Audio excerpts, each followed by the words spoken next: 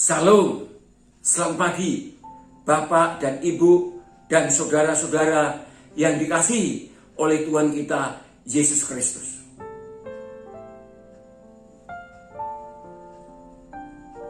Dalam renungan Embun Surgawi pagi ini, saya mengajak Bapak, Ibu, Saudara untuk merenungkan firman Tuhan dari kitab Injil Yohanes pasal 16 ayat 8. Dan saya memberikan tema renungan ini adalah pekerjaan Roh Kudus di dalam dunia. Roh Kudus bekerja di dalam dunia. Seperti dikatakan dalam Yohanes pasal 16 ayat 8, demikian. Dan kalau ia datang, ia akan menginsafkan dunia akan dosa, kebenaran, dan penghakiman. Jadi Roh Kudus itu akan bekerja menginsafkan dunia akan dosa, kebenaran, dan penghakiman. Kata menginsafkan dari bahasa Yunani elenko, yang berarti meyakinkan, menegur, mengoreksi, dan menghadik.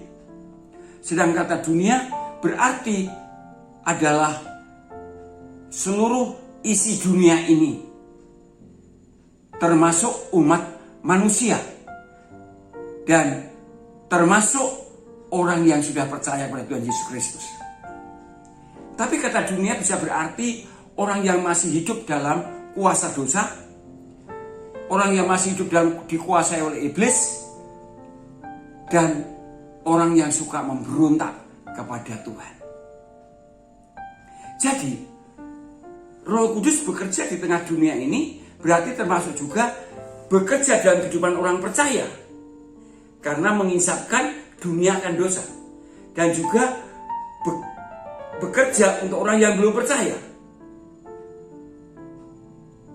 Saudara, karena isi dunia adalah orang yang sudah percaya dan belum percaya.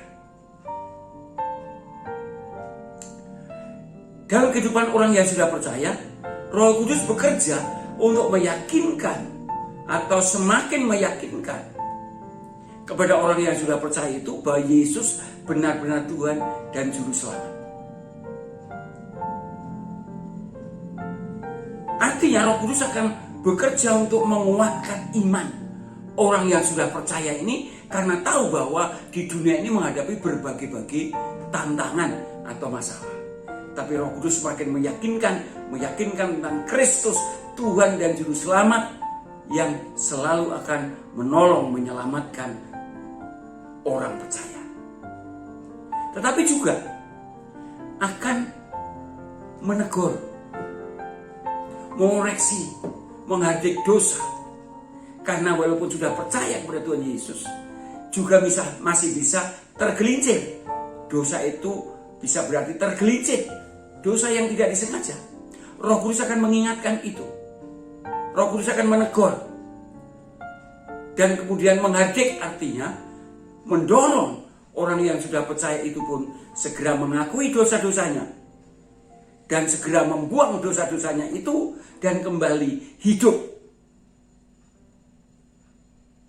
percaya kepada Tuhan dan mempercayakan seluruh hidupnya kepada Tuhan.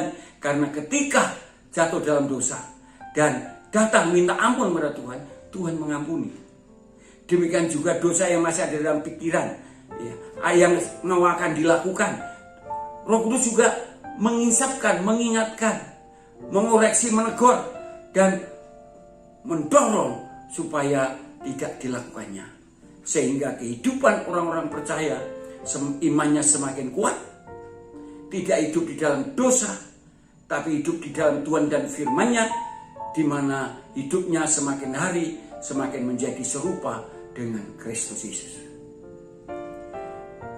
Kemudian dalam kehidupan orang yang belum percaya, memang Yesus juga berusaha meyakinkan kepada orang yang belum percaya itu.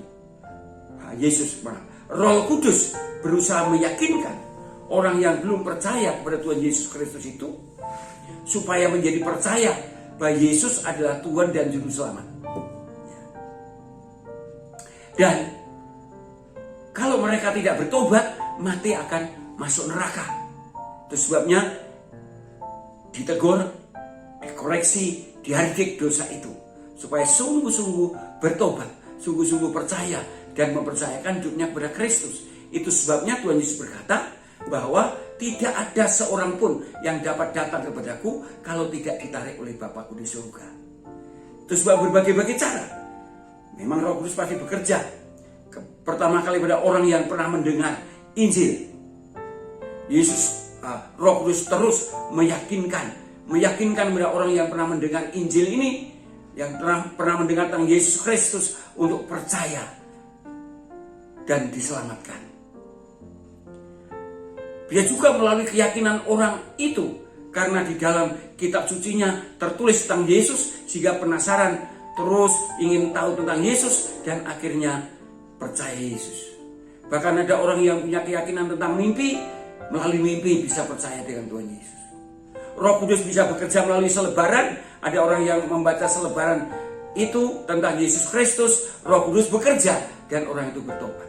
Itulah sebabnya Bapak Ibu Saudara, mari kita berdoa supaya Roh Kudus sungguh terus bekerja dalam hidup kita, iman kita semakin kuat, hidup kita semakin benar, hidup kita sungguh-sungguh menjadi semakin seperti Yesus Kristus. Dan mari kita berdoa supaya kita dapat menyaksikan karya Roh Kudus yang bekerja di tengah orang yang belum percaya, sampai mereka pun akhirnya percaya dan mereka bisa bersaksi bagaimana mereka bisa percaya kepada Tuhan Yesus Kristus, sehingga banyak orang juga yang kemudian diselamatkan. Amin. Selamat pagi, selamat berkarya, Tuhan beserta kita senantiasa.